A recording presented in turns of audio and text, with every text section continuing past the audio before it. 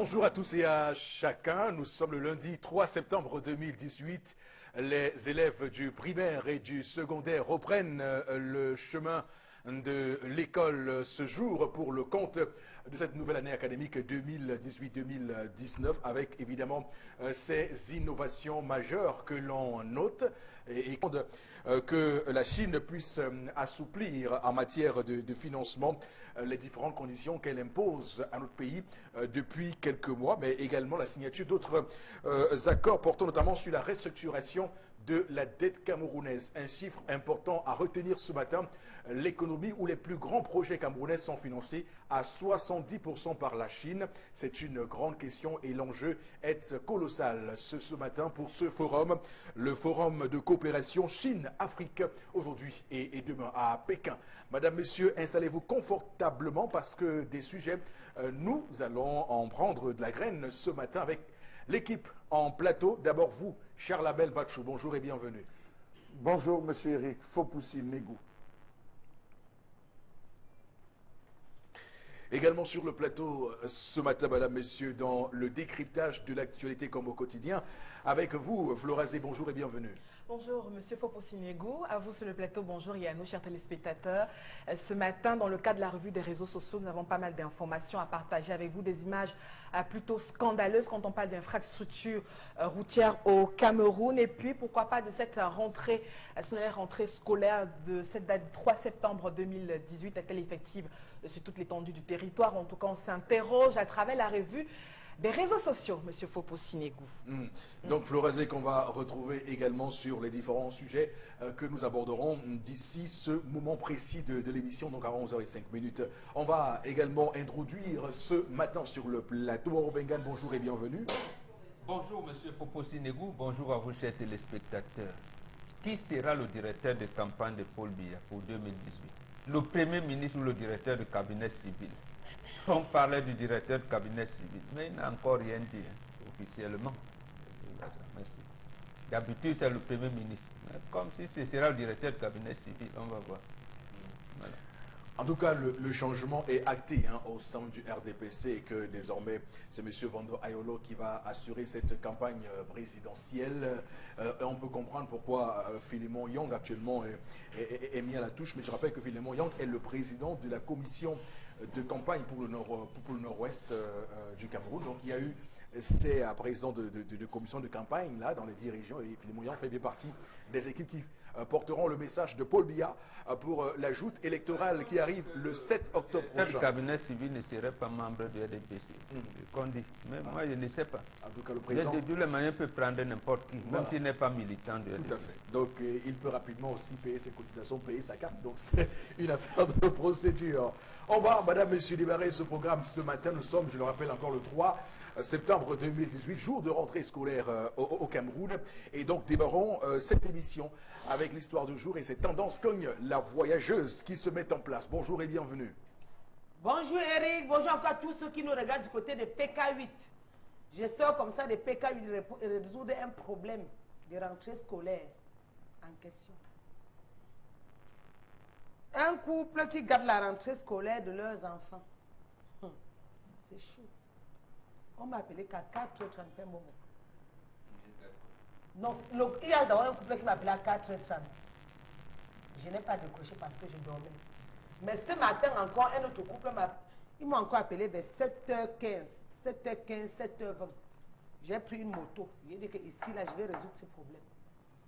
Quand j'arrive à PK8, que vois-je? Un couple en détresse. Donc, il faut aider les personnes en détresse. Et du coup, ils ont besoin de conseils des téléspectateurs. Monsieur qui se réveille le matin, Eric, à 7h, 7h10, c'est où il voit encore ses enfants dehors. Il appelle sa femme, Christine. Pourquoi les enfants ne sont pas là à l'école? Il dit que ouais, ben, ils vont partir la semaine. Moi, j'ai décidé qu'ils vont partir plutôt la semaine prochaine. Monsieur dit motif. Pourquoi est-ce qu'ils vont partir à l'école la semaine prochaine, madame? Elle dit que non, les premiers jours de la rentrée comme ça, les enfants partent seulement pour travailler et jouer. Dans certains établissements, on ne commence pas avec les cours. Donc, où elle est là, elle ne peut pas aller envoyer les enfants à l'école. La semaine, donc c'est jusqu'à la semaine prochaine que les enfants vont partir à l'école. Et monsieur a fait de ça un problème. il a dit qu'il ne peut pas payer la scolarité de ses enfants, les fournitures scolaires, les manteaux, les bottes, et les enfants sautent un jour de cours. Madame aussi, comme nous les femmes, on se connaît souvent, elle a dit que oui, papa, si c'est un problème de sauter les cours, si c'est ça qui pose un problème, que les enfants ont sauté les cours, elle laisse, ils vont me recopier. Il a dit que personne ne recopie chez lui. Qu'elle s'arrange à amener ses enfants à l'école. Donc quand il quittait, les enfants n'étaient pas toujours partis. Il a dit qu'aujourd'hui, à sa pause, il va redescendre chez lui. S'il trouve ses enfants à la maison, madame va avoir chaud. Et qu'il n'y a pas question, il dit qu'ils vont reprendre la semaine prochaine. Elle dit que non, à la rentrée scolaire, comme les premiers jours comme ça, les premières semaines, les enfants partent laver les toilettes de l'école. Je ne suis pas d'accord, et mes enfants sont fragiles. Les enfants partent enlever les herbes à l'école, et ils sont fragiles. Ils vont aller nettoyer les tables, bancs, et ils sont fragiles. Donc papa, laisse-leur recommencer l'école la semaine prochaine. Et monsieur voit que c'est un problème grave. Donc le couple a besoin de vos conseils. Comment, attends, la question, attends. Est-ce qu'on doit, attends. Non, aide-moi pas en question, on voit. Est-ce qu'on doit envoyer les enfants à l'école le premier jour de la rentrée? À quel moment les enfants commencent-ils effectivement l'école? Voilà. Le premier jour de la rentrée, ou vous attendez même 2 à 3 semaines? Je ne sais pas. Ça, de place Oui, tout à fait. Comment est-ce que, non, quel conseil est-ce que vous allez donner à ce couple? Oui. Je n'ai plus de... Quel conseil donnez-vous à ce couple qui dispute? Quel conseil donnez-vous à ce couple qui dispute concernant la rentrée scolaire? Voilà. Vous avez la parole, j'ai la parole, Père Momo a la parole. Eric, toi tu as la parole. Toi, tu as la parole aussi. Tu as la mère, toi-même tu as la parole. Donc tout le monde, même les cadres ont la parole aujourd'hui. Tout le monde a la parole sur ce plateau. Vous avez été téléspectateurs. On est bien sûr sur Equinox Télévision, mesdames, messieurs, et on est très heureux parce que, évidemment, nos enfants reprennent le chemin de l'école aujourd'hui. Et donc, clairement, pour lancer une nouvelle année scolaire qui sera, je l'espère pour vous qui le regardez ce matin, jonchée, auréolée de grands succès avec des examens qu'ils auront réussi, passés et réussis en fin d'année, puisque on disait le plus souvent lorsqu'on allait à l'école que lorsque vous voulez réussir, votre réussite se prépare dès le premier jour de la rentrée scolaire. L'état d'esprit que vous avez lorsque vous entrez en salle de classe, même si elle est vide, détermine au final, en fin d'année, quelle sera votre réussite. Et donc, c'est un peu de cela qu'on a envie de parler ce matin, parce qu'on sait qu'il y a des habitudes qui ont le plus souvent la peau dure dans ce pays, et on est un tout petit peu champion des retards. Imaginez-vous, lorsque vous voulez dire à quelqu'un que de venir à un rendez-vous à 8 h, apprêtez-vous à commencer votre rencontre à 10 h, parce que la personne va se mettre aussi cette pression sur elle et dire que bon, 2 heures plus tard, c'est où commencera vraiment ce rendez-vous. Donc cette chose a été, comment dire ça, transcrite sur l'école au Cameroun. Donc on imagine que si on veut commencer l'école normalement le 10 septembre, il vaut mieux annoncer aux gens qu'on commence le 3. Là, ils feront tout pour être là le 10 septembre. Donc, on peut faire ça comme ça ce matin. Mais bon, Bengan, on va peut-être dégager aujourd'hui les responsabilités qui font que nous soyons chaque année à décrier le fait que l'école ne commence pas vraiment le jour prévu par le calendrier officiel. Oui, mais ça dénote ce que vous avez décliné tout à l'heure. On dit aux gens d'établir leur carte d'identité. Ils attendent le dernier jour. On demande aux gens de s'inscrire sur les listes électorales. Ils sont là toute l'année. Après, quand on dit qu'on veut le corps électoral, là, ils se rendent compte qu'ils ne s'étaient pas inscrits. Ils veulent aller s'inscrire. Et ils veulent le changement. Voilà, le changement. Oui. C'est une habitude qui est devenue, j'allais dire, une maladie dans notre pays, qui affecte même et le corps enseignant également, parce que les ministres en charge de l'éducation ont sorti des communiqués en demandant à leurs collaborateurs qui sont des enseignants d'être là au moins un mois, parce que là d'ailleurs pour les responsables, je pense qu'ils ont repris début août pour certains, mais il y a eu des communiqués en disant que tel responsable n'a pas encore rejoint son poste. Maintenant les enseignants aussi, ils doivent être là dès le premier jour pour Ils auraient même dû prendre leur emploi de temps au courant de la semaine. Et dans nos lycées ici à Douala, où j'ai essayé de circuler, beaucoup d'enseignants ne sont même pas encore passés pour prendre l'emploi de temps. Le programme de leur Oui, donc absolument, c'est cette semaine que ça va se faire. Mais normalement, quand même, est-ce que le premier jour est fait pour débuter les cours directement? Oui. Est-ce qu'il n'y a pas un préalable à poser? Comment l'école va se passer cette année, les innovations, faire de l'explication de la pédagogie aux enfants avant de se lancer mardi dans le bain du sujet? Non, en principe, selon les textes de la République, la rentrée des enseignants s'est faite un mois avant. D'accord. Un mois avant, et on aurait dû ouvrir les inscriptions quelques temps après. Donc, en fait, 3 semaines, au moins avant la rentrée, pour procéder aux inscriptions, et prendre la liste des fournitures, faire un certain nombre de choses et tout. D'abord que la liste des fournitures était supposée donner avant, pendant que les enfants allaient à l'école, allaient en vacances. Donc, c'est ça qui n'est pas fait. Donc, ces rencontres pédagogiques dont les responsables et les enseignants devaient être faits à ce moment-là, pendant un mois qui précède la date de la rentrée. On voit bien que c'est cette semaine que les enfants vont prendre la pagination des cahiers qu'ils auront au cours de l'année. Absolument. Et même dans certains établissements, les inscriptions pour l'année 2018-2019 commencent demain mardi. Donc un jour après la rentrée scolaire. Donc au chapitre des responsabilités, pour vous, c'est l'État. C'est l'État. C'est pas cette femme qui estime que bon. Non, c'est pas cette femme. Cette femme traduit, j'allais dire, ce qu'on appelle la praxis quotidienne qui est dans qui se passe chez nous. Et sûrement, elle a fait le tour de certains établissements, sûrement là où on fréquente les enfants, parce que ce sont ces assos qui vendent là-bas, parce que ce sont les femmes criminelles. Bon, elle n'a pas pu faire le goûter des enfants, parce que comme c'est la journée continue, elle fait le tour de ces assos, en disant que non, si mes enfants viennent là, pendant la récréation de 10h ou à midi, pendant la pause de midi, bon, tu vas leur donner, on règle au quartier, dans l'association. Bon. Voilà. Elle a dû faire ce tour et regarder l'état, effectivement, et ne voudrait pas que ses enfants s'engagent dans des travaux et d'investissement humain là-bas cette fois-ci, parce que précisément également, les établissements scolaires ont la charge de préparer, en dehors des enfants, le cadre dans lequel les enfants allaient fréquenter, c'est-à-dire désherbage, ça n'incombe pas aux enfants. C'est-à-dire nombre de tables bancs, des toilettes et tout. Donc l'administration de l'école doit la prêter. Maintenant, les élèves viennent, il y a la liste, on doit faire un calendrier de balayage de propreté dans la cour sûrement, mais ils doivent trouver l'établissement en bon état. D'accord. Mais c'est les habitudes. En fait, je ne la soutiens pas, mais je la comprends. Je la comprends. Non, je la comprends. C'est pas une bonne habitude, mais je comprends cette femme qui dit on est au Cameroun. Au Cameroun, c'est le Cameroun. C'est même le premier des Camerounais. Je ne sais même pas celui qui a donné les dossards aux citoyens d'un pays. Il y a un premier. Et on n'a jamais dit qu'il était le dernier, mais on sait qu'il y a un premier. Et voilà. Il y a le numéro 1. Alors, Chalamel, il y a des établissements scolaires où lorsque vous arrivez le premier jour de classe, vous voyez que dans les salles de classe, les gens ont déféqué partout. Vous voyez qu'il y a une saleté insoutenable. Vous voyez que l'établissement est dans une situation impitoyable. Alors, est-ce que vous comprenez quand on regarde ce matin cette femme qui estime que le mieux serait de laisser passer cette semaine et de reprendre sereinement les cours lundi prochain? Laissant le soin aux enfants des autres de nettoyer. Oui, absolument.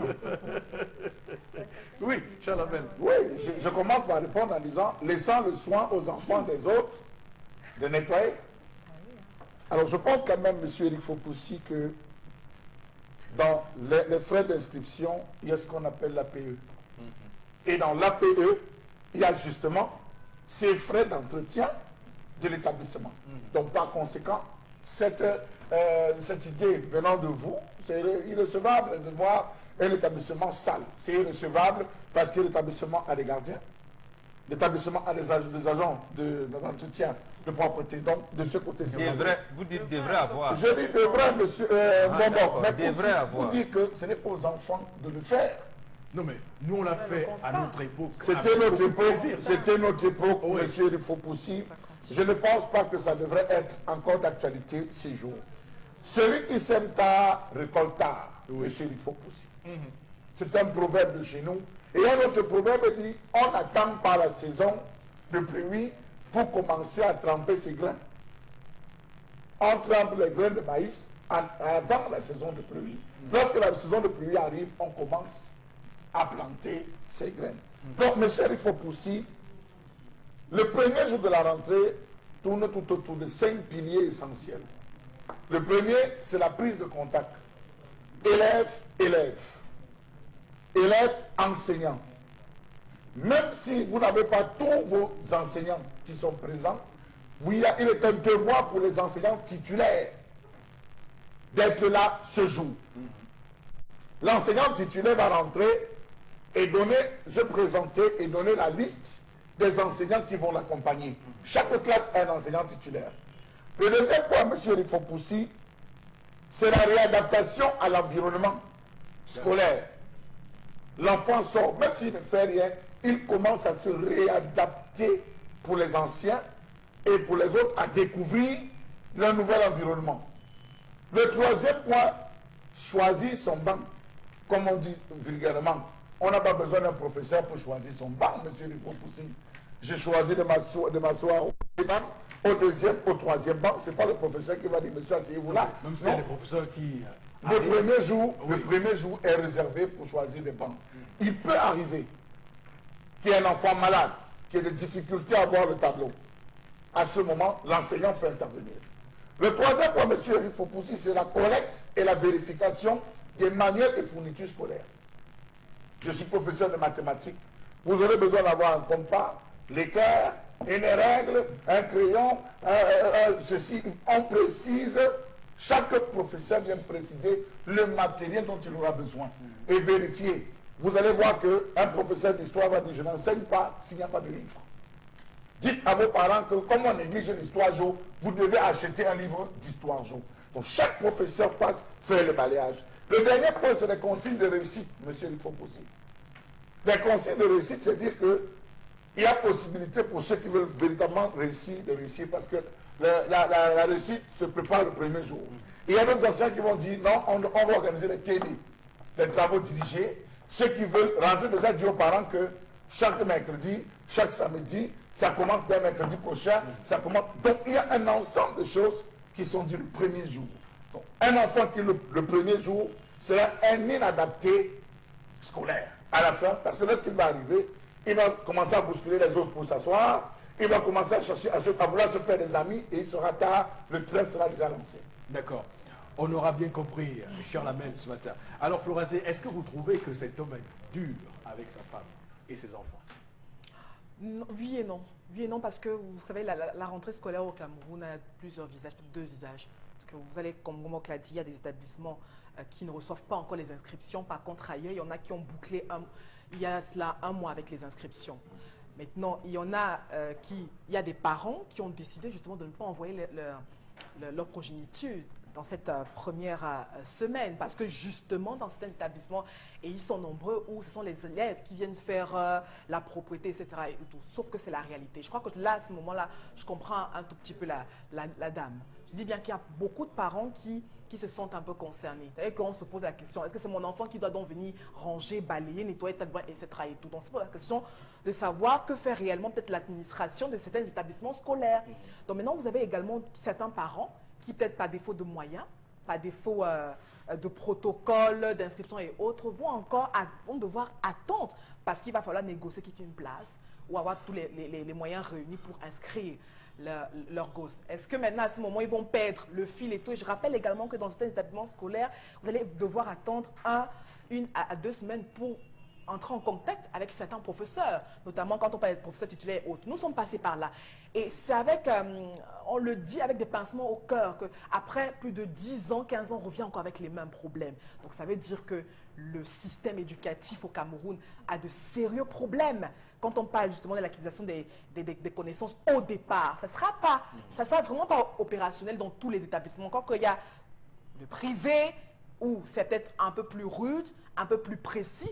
Et puis dans le public, c'est beaucoup plus c'est du laxisme, voilà, enfin un petit peu ce qu'on veut. Mais on a besoin un peu de rectitude dans pratiquement les deux cadres. Maintenant, il y a des parents qui se retrouvent dans ces deux proportions et qui font avec. Est-ce qu'ils ont le droit, justement, de se fonder sur ça pour... Non, je dis que chaque parent... Je ne partage pas ce point de vue pour la simple raison que, M. Rifopoussi, lorsque vous consultez la liste des établissements scolaires dont les enfants qui ont la propension à la réussite, vous vous rendez compte que de plus en plus, le public est en train de prendre le dessus sur le privé. Prenez la dernière liste publiée, vous allez vous rendre compte qu'en termes de réussite, il y a des établissements publics où les proviseurs sont rigoureux. Encore que Bombok vous disait tout à l'heure que c'est 2 à 3 à 1 mois. Un mois, la rentrée des cadres de l'enseignement et les enseignants qui viennent commencent à voir le programme. Donc dire qu'un enseignant vient, je crois que c'est une brebis galeuse qu'il faudrait tout simplement sanctionner, étant entendu que le proviseur, le censeur, le suivant général, le suivant de secteur, tous sont déjà l'établissement. Mais d'abord le censeur qui coordonne l'activité académique. Oui, mais je dis donc aller sur le terrain, la réalité est tout autre. Je dis c'est la Je suis d'accord avec Charles, mais non, ils sont nombreux ces établissements scolaires et qui effectivement pour cette journée de lundi 3 septembre n'auront pas à présenter tous les professeurs aux élèves et auront beaucoup plus, je dis bien, à nettoyer, à ranger, à sacler et tout. Allez! Nous marchons, nous faisons quand même tous les établissements scolaires et c'est ce que nous décrions, c'est ce que nous ne voulons pas. Maintenant, je peux comprendre. Non, maintenant, je peux comprendre. Oui, je peux comprendre certains parents. Je vous dis qu'un parent qui vous dit que si chaque année, mon enfant est à chaque fois pour la première semaine, ne voit jamais ses professeurs la première semaine, est toujours là à ramasser les papiers et tout, ok, d'accord, il est déjà habitué, voilà donc son cerveau qui est transmis. Il se dit donc, ok, à chaque rentrée scolaire, du moment où l'enfant est toujours habitué à vivre ce type de scène, donc je conseille d'avoir mon enfant pour la première semaine et la seconde semaine, comme l'établissement scolaire nous a habitués à ce type de pratique, on y va. Alors, je ne m'inscris pas encore dans la même logique. Pourquoi, M. Rifopoussi? Pour la simple raison que le premier jour de la rentrée, le parent est censé accompagner l'enfant, quel que soit l'âge, à l'établissement scolaire pour se rassurer de l'effectivité du début des cours. Le parent, mais Charles, à l'intérieur du je dis, l'enfant là. Je dis chaque parent est tenu. Je n'ai pas dit c'est une obligation. Attention, je n'ai pas dit que c'est une obligation. J'ai dit est tenu d'accompagner. Ils n'en ont pas pour ça. Il dit non pour autre chose. Ah d'accord. Donc bon, dis pas non parce que c'est les parents qui doivent faire quelque chose. Donc bon, il y a quand même ça, il faut qu'on se comprenne sur les termes. Hein. Si chacun raisonne comme Florazé nous le prescrit ce matin dans une logique de faire différer la rentrée scolaire, ça veut dire que lundi prochain, on n'est pas certain que la rentrée ait lieu parce que les enseignants viendront faire ce que Chalamel va décliner. Ce qu'ils doivent faire aujourd'hui, ils vont le faire plutôt lundi prochain. J'ai dit moi-même.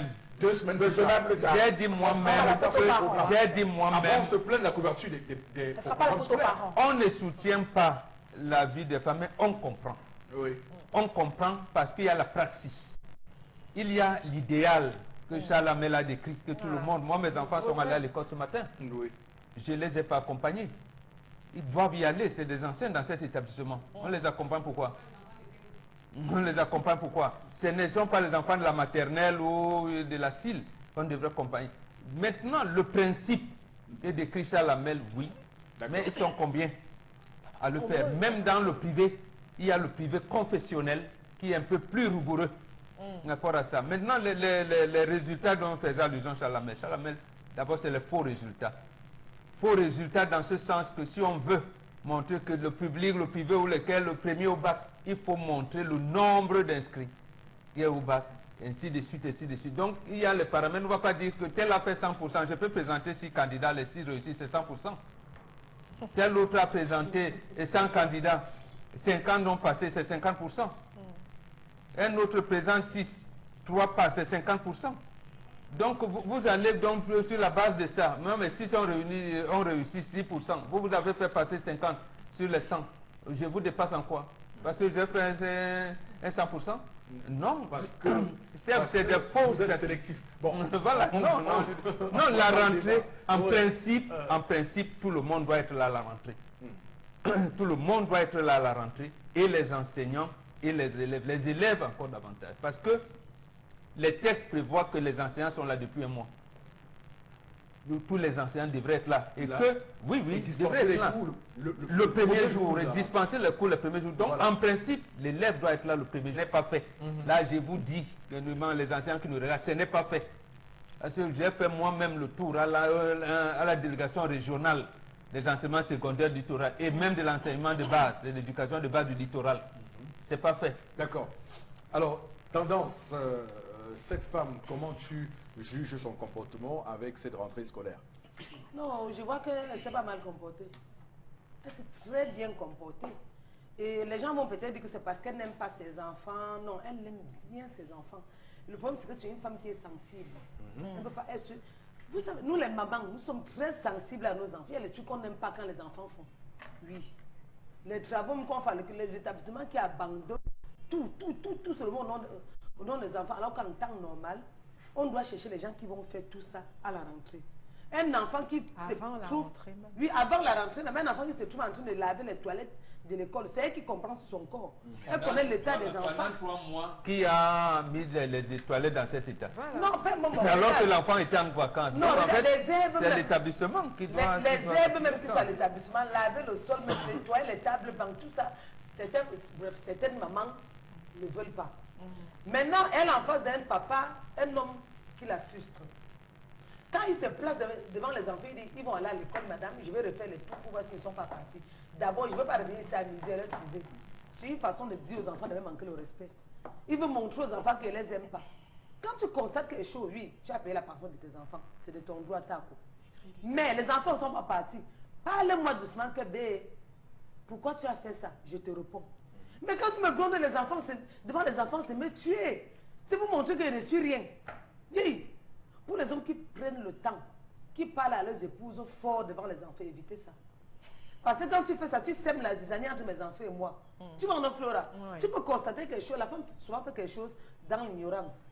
Oui, on rejette l'acte, bon, on ne peut pas rejeter la personne. Mais, s'il te plaît, mon amour, ne fais plus ça. Demain, 5h30, je vais les réveiller. Mais pas que tu viennes bavarder devant les enfants, me frustrer et frustrer les enfants. Ça ne se fait pas. Ça ne se fait pas. Et moi, je vois aucun problème. Dans la vie, chacun a son choix. La vie, c'est un choix. Et son choix, c'est que les enfants vont partir à l'école la semaine prochaine. D'accord. Même les cours qu'on a écrits, les enfants vont recopier. Oui, les enfants vont recopier. Le problème est où? Quoi va faire? Puisqu'il a fait de ces problèmes de Non, temps. mais c'est recopié, il a manqué les explications. Quoi va faire? Parce que l'enseignant explique aussi quand il lit son Monsieur cours. Eric Fopoussi, Oui. je crois que lorsque l'enfant est sorti de la maison le premier jour pour aller à l'école, le devoir du parent, premier jour de la rentrée, c'est au moins de prendre les cahiers de l'enfant et de dire vous avez écrit quoi, ou de poser la question de tout au moins. Absolument. Et regarder ce qui a été fait dans le cahier. Dans le cas où ce n'est pas fait, il est tenu aux parents d'avoir le numéro de téléphone de l'enseignant. Il ne faut pas créer une proximité aérienne avec l'éducateur de votre enfant. Appelez ce renseigner. C'est l'élève qui trouve et la salle de classe et son enseignant. Ce n'est pas l'enseignant qui trouve l'élève, monsieur Eric Fopoussi. Je suis désolé. Moi, je me rappelle à notre époque, on trouvait à l'intérieur, lorsqu'on arrivait, le professeur était assis sur sa table. Monsieur, vous êtes en retard. 7h30, le portail était fermé. Vous attendiez dehors. Et il y avait une demande d'explication accompagnée de vos parents. J'estime que Moboka peut-être dit que c'est encore aérien, mais je pense qu'il y a des établissements scolaires qui se battent à faire appliquer cela. Et je crois que ça devrait être le cas. Donc voilà, c'est clair que on va sortir de l'échange de ce matin et j'ai envie qu'on le retienne. Quelles que soient les pesanteurs qui empêchent qu'on ait une rentrée scolaire effective, je pense que pour la construction des valeurs qui permettent à un individu de se construire dans la vie, il est important d'avoir la rigueur d'être là le jour de la rentrée scolaire. Ça permet que vous soyez une personne de principe, une personne de valeur qui respecte ses engagements. Et c'est en cela que l'idée même d'imaginer un seul et une seule seconde qu'on puisse différer une rentrée scolaire parce que vous avez expliqué toutes les raisons ici, c'est ma foi tout à fait irrecevable. Alors Flora, avec vous, on va lire quelques messages sur la page Facebook de l'émission. Oui, une réaction de Rodrigue Techeim qui réagit. Il dit que la rentrée débute dès le premier jour, hein, puisque une semaine après, l'enfant a déjà un retard considérable par rapport à à ses camarades. Donc il est vrai que certains établissements ne sont guère salubres dès le premier jour, mais de là à refuser à l'enfant s'y rendre ou s'y rendre une semaine après, c'est vraiment énorme. Donc les parents devraient s'offusquer devant l'administration de l'école afin que ces égarements soient donc corrigés avant le premier jour des cours. D'accord, on va arrêter là. On va surtout dire que ce matin, pour ceux qui nous regardent, nous n'aurons pas les numéros de téléphone comme à l'accoutumée, donc vous ferez plutôt du bien à l'émission en allant sur la page Facebook 10-12 Le Zénith pour réagir pour ceux qui réagissent le plus souvent. Donc, allez plutôt sur la page Facebook de l'émission, donc 10-12 Le Zénith, pour nous faire parvenir vos différentes réactions. Nous aurons dû vous le dire juste avant cette émission. Alors on va poursuivre le Zénith avec la colère de Cher Label.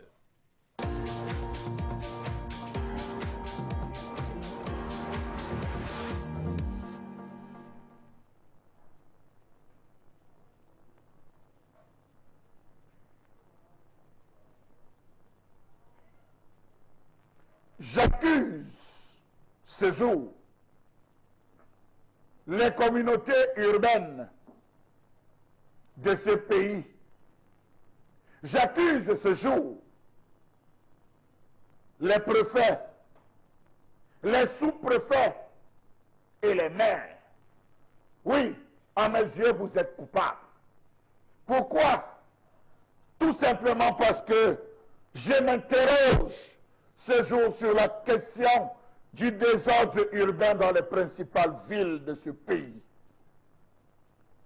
Comment comprendre que la corruption ait installé son nid dans les centres des communautés urbaines avec comme prétexte majeur le désordre urbain? Quelle est la définition que l'on donne même à cette affaire de désordre urbain-là? Comment comprendre que chaque délégué, Yaoundé, Bertois, Bafoussam, Douala, rejette la faute sur les citoyens, prétextant que ce sont eux qui occupent la chaussée, le domaine de l'État, mieux qui occupent les zones interdites?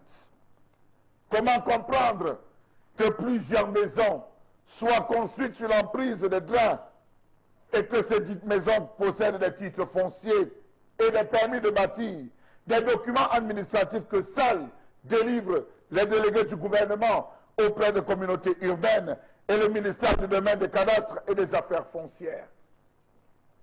Quel est donc le rôle des préfets, sous-préfets, dont la fonction première est de descendre sur les lieux pour se rassurer de l'effectivité, mieux de l'authenticité des travaux? Comment comprendre que la majorité des immeubles construits dans les zones marécageuses ont des titres fonciers et ont bénéficié des permis de bâtir? Qui a donc délivré ces titres fonciers? Question. Je m'interroge franchement sur ces gens dont la mission principale est de veiller à l'exécution et au respect des espaces publics.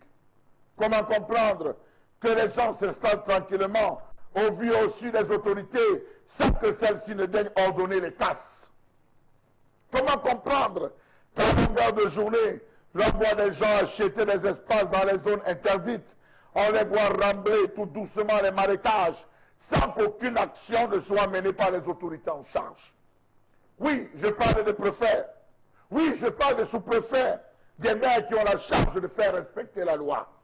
Comment comprendre ces multiples croix de Saint-André qui, après avoir été apposées sur certains bâtiments en chantier, disparaissent sans que l'on ne comprenne rien?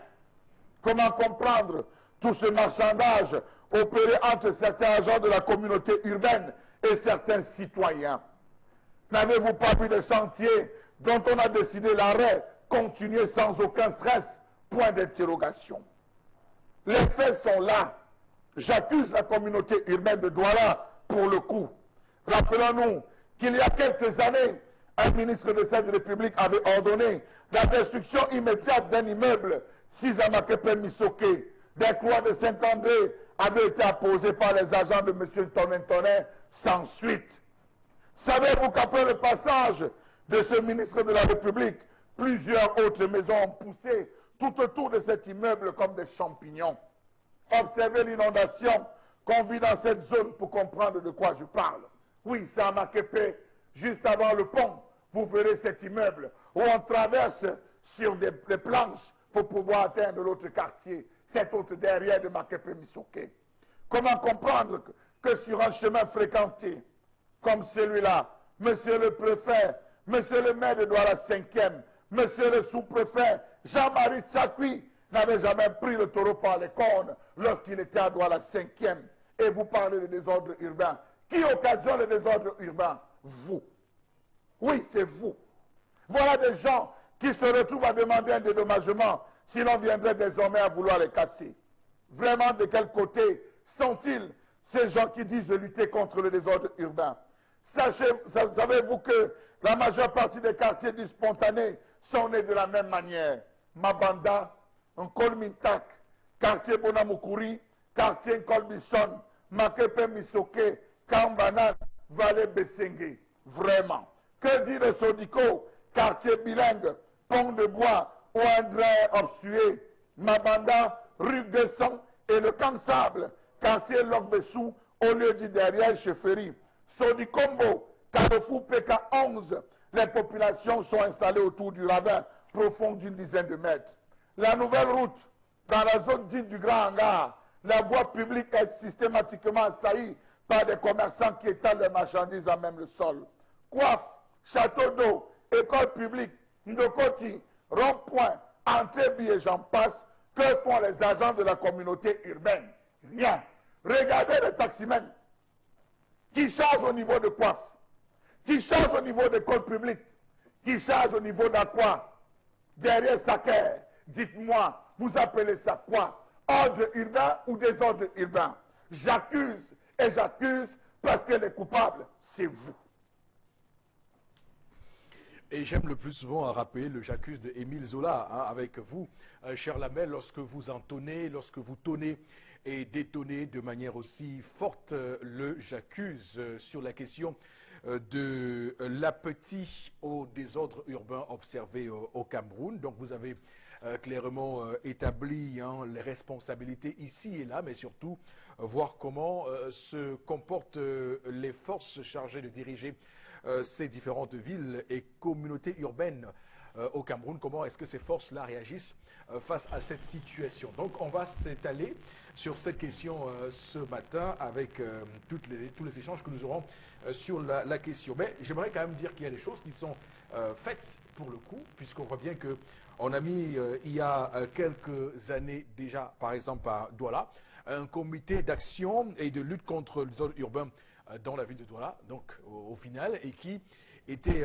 une délégation mixte composée et de la communauté urbaine et des communes d'arrondissement, du moins les 5 à l'exception de celles que vous savez, et évidemment les forces de maintien de l'ordre. Donc on imagine que le préfet et les sous-préfets ont été également placés dans ce comité d'action et de lutte contre le désordre urbain à Douala.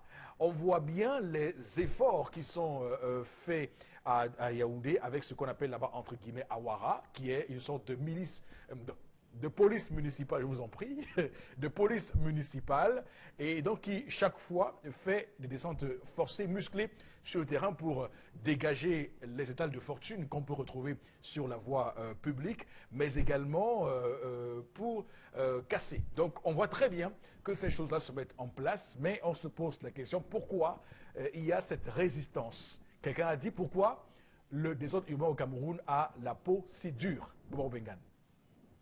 Il existe le laxisme des autorités administratives et des exécutifs communaux.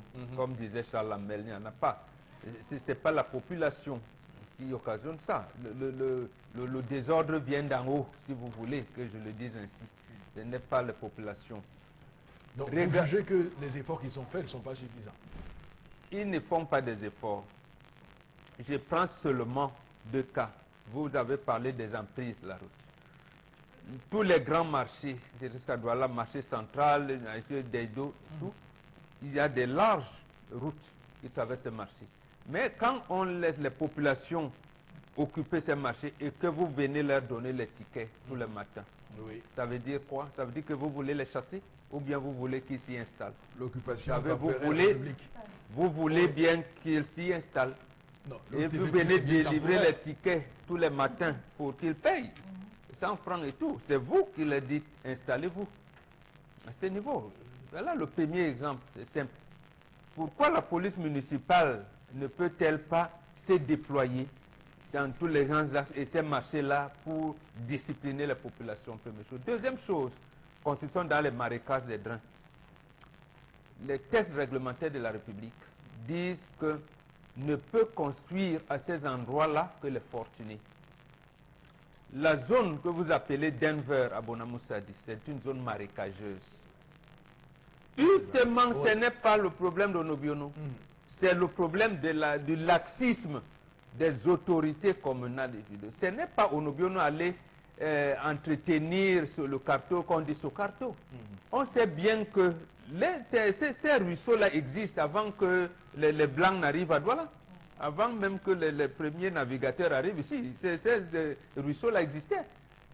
Et on vous dit, vous voulez construire, voilà comment vous devez faire. Et maintenant, plus en bas, que font les autorités administratives? Rien. La mailliture avait commencé à aménager les trains dans la zone que vous appelez Nilon. On vous parler de zone Nilon. Ça a été occupé de manière anarchique, on voyait. La zone dit fret aéroport. Et de l'autre côté, là on appelait Lorundora, et maintenant vous appelez Bonaloka. Jusqu'à Somahop, que Scandance aime appeler Carrefour, j'ai raté ma vie. Voilà, que votre ami a transformé Carrefour Nelson Mandela. Là-bas, c'est Somahop, Lorundora de l'autre côté, ainsi de suite. Tout ça, c'est des zones marécageuses. Il était interdit de laisser la population de s'y installer. On les a laissés. Et la presse, je me rappelle, nous on fait des gens disant, vous allez faire comment? Empêchez-les. Ils ont bénéficié de leur branchement électrique et leur branchement d'eau. Et vous, on ne peut pas vous donner ces branchements si les autorités n'ont pas validé votre mise en place.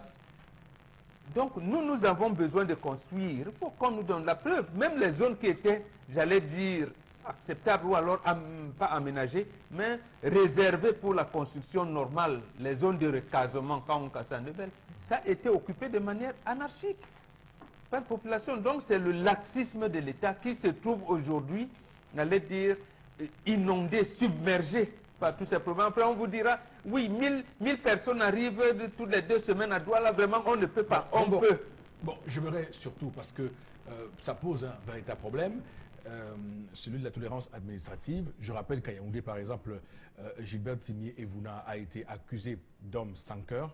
D'ailleurs, il avait dit qu'il marche avec son cercueil, puisqu'il a commencé là-bas, lorsqu'il a voulu faire de Yaoundé une capitale comme digne de ce nom. Il a commencé à casser un peu partout. Alors, quand on le fait, les gens crient au scandale, à un État qui n'a pas du cœur pour sa population. Comment donc on sort de ça?